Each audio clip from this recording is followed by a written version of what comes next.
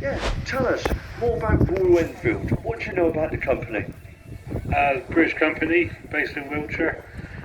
This is the 250 Crusader Sports, 1959, owned by my dad for about 30 years, restored about 15 years ago, and now passed down. Now, me and your bike share the same birthday, 1959. How about that, eh? Brilliant, I love it. So, a good old bike, nearly 64 years old then, and doing exceptionally well. Sorry, say that again? I said, a good old British bike, 64 years old nearly, doing exceptionally well. Exceptionally well, yeah, better than me. Fantastic. Anyway, what do you think of the way we made use of things like the headlamp clusters for all the dials? You know, and then you can see how they altered it with the Japanese stuff and some of the styling, can't you? And you can see that was such a good invention in its time. I know about the maintenance because you take the headlight out to be able to get to anything, didn't you? That's it, yeah, all the wires behind the headlight, yeah. Amazing, beautiful, Brough Enfield. Now, if you go up to Clyno, I think it is, there is a road up there. I think it's called Enfield Close, and I think that has got some connection to where they were based in the tunnels during the wartime. I'll do a little bit of research. The motorbike owner told me that, and I must find out if that's correct, because if that is, that's a really important little bit of history. Anyway, we met you once before today, and Harley-Davidson over here from America. We were talking in the commentary box. You haven't got a clutch, have you? You got a foot clutch? Well, I'm glad. We were watching you going around and thinking, where is the clutch lever? So it's got a foot clutch. Now that is really modern for 1940 something. But they done it. Apparently, it was only the Americans that got on with it. Because obviously it's the ex-military. The Canadians and the British both had a hand clutch lever fitted as well, but the clutch lever wasn't strong enough to actually pull the clutch in from nothing. So you had to put it in with your foot, let it back out with your foot, and then hold it off with your hand. So you actually had two clutch cables. You could use it like that, but originally it would have had advance and retard on the left hand grip as well, twist grip on the right for your throttle, so you'd have had hands and feet all over the place. And that's incredibly difficult to get your head round that, as well as hold on to a heavyweight machine, which is a heavy lump, trying to keep it stable and trying to sort of take off and drive it as well, and ride it as well. That's crazy. But Harley-Davidson, big iconic American name, more associated with, you know, see on films on the telly, the sort of chopper gangs and things out there. But they were a lovely cruising bike. But out there, they had the roads to be able to open them up and do it, didn't they? yeah, and actually when these were first designed, it was quite rough, muddy roads, and it was, you wouldn't believe it how much I bounced around out here. But yeah, they were designed really for off-road. Anyway, lovely. Thanks for bringing Harley-Davidson in this afternoon. And of course, we stay with the Japanese theme. We mentioned the Yamaha as a make. We've now got the Honda. We got the little fun bike, which is the monkey bike. Now, only 50cc. And this one, I think, was it 1979? Yes, 1979 model. Very popular because you were telling me earlier on, you can fold bits down and have it more as a commuter bike. And it would fit in the boot of a car and stuff like that. So, yeah, a very impressive piece of kit.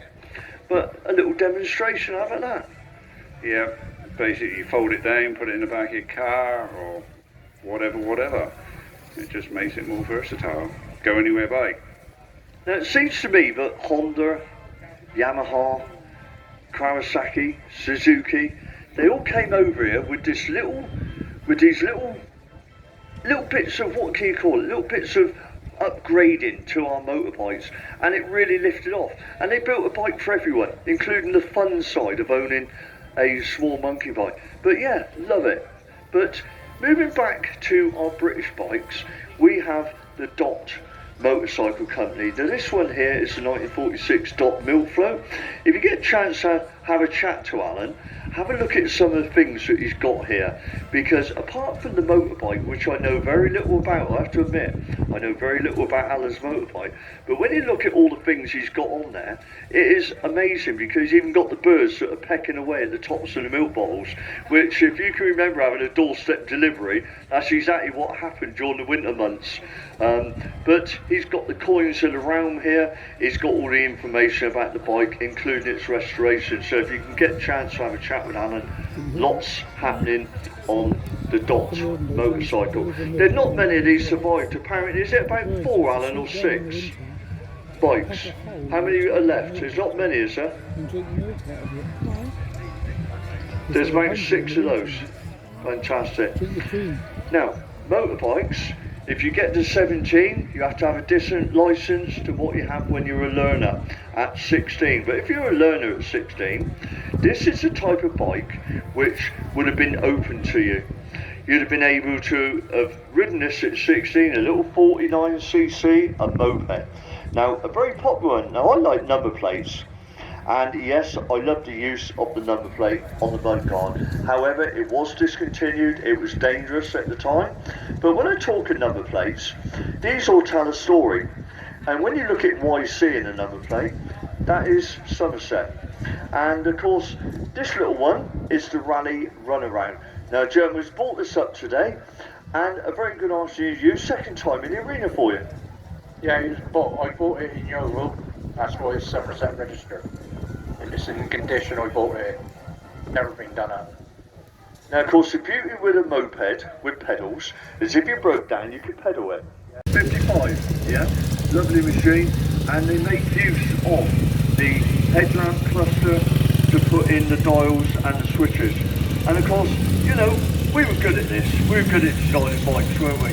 Yeah, really good at designing bikes. You can see it again on this Royal Enfield on the end. So, yeah, you can see how tradition, they have started to alter as they got a little bit newer. The handlebars have started to become different shapes. This one dates to 64, yeah, 1964 example. And again, lovely bike. So, Royal Enfield owner, what favourite stories have you got? I guess all the time. And then a few years ago, I found this one. It needed quite a bit doing to it, but it's what I always wanted. It's very nice, I love it. Anyway, good old British bikes.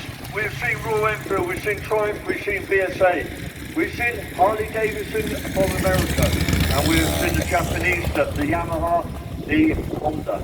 And of course, when you look along the lineup, there's only one dot, and that is Wiltshire. So we've got the moped, which is the thing that everybody starts on in that era, the moped. So that's where people cut their teeth on the motorbike. And then they progress into the bigger stuff after that. So thank you everyone. Please do enjoy yourself. As what is possibly our last vehicle display today. We haven't got many cars left to come in, I know that. But motorbike lads, enjoy your machines, and we'll see you all back here tomorrow.